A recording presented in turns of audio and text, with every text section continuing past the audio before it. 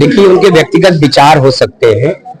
इस देश में वस्त्र से किसी की पहचान नहीं है। स्वामी जी के भी वस्त्रों का अपमान अमेरिका ने किया था।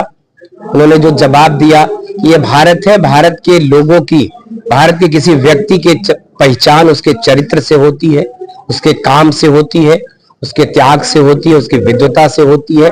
तो भारत में किसी भी संवैधानिक पद पर बैठने वाला व्यक्ति सुयोग्य है, योग्य है।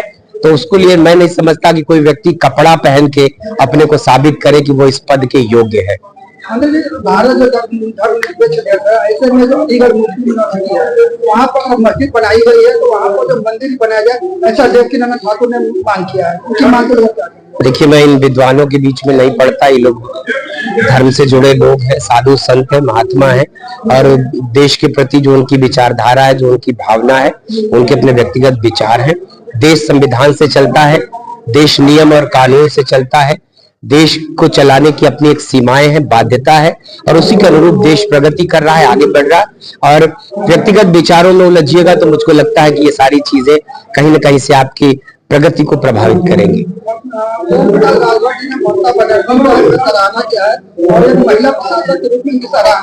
मैंने कहा ना कि किसी की आलोचना, किसी की तारीफ, किसी की बुराई, ये व्यक्तिगत है।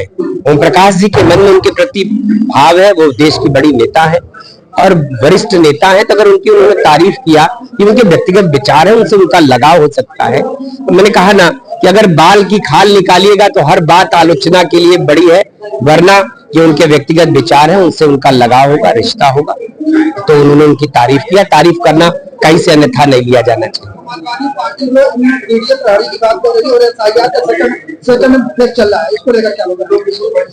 SIR की वो आलोचना कितनों कर ले, लेकिन SIR में बढ़ चढ़ के उनकी भागीदारी है। उनको अपने वोटों की ताकत पता है कि वोट बनेगा नहीं तो वोट मिलेगा नहीं। तो वोट बनाने के लिए सारे राजनीतिक दल मिलकर काम कर रहे हैं। चुनाव निर्वाचन आयोग की जो मंशा है कि हमारी वोटर लिस्ट बड़ी शुद्ध हो, परिष्कृत हो, जिससे कि समाज में वोट देने वाले लोगों को आने वाले दिनों में जो परेशानियां होती थी 2003 के बाद से SIR नहीं हुआ था। लोगों, मरे हुए लोगों के नाम पड़े हुए थे।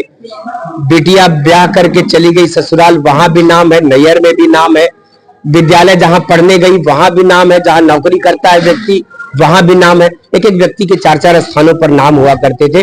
मुझको लगता है कि इस SIR के बाद 3 करोड़ नाम आपने देखा कि कटे हैं उत्तर प्रदेश में। 15 करोड़ में 3 करोड़ नाम कटना इस बात का द्योतक है कि लिस्ट में बहुत ही बोगस नाम पड़े हुए थे। उन नामों को हटने के बाद जो वाजिब है, जो सही नाम है, जो देश का महत्वपूर्ण वोटर है, वो इस लिस्ट में रहेगा। और हर विपक्षी दल दुनिया को दिखाने के लिए वो आलोचनाएं कर रहे हैं, लेकिन सब इसमें लग के काम कर रहे हैं।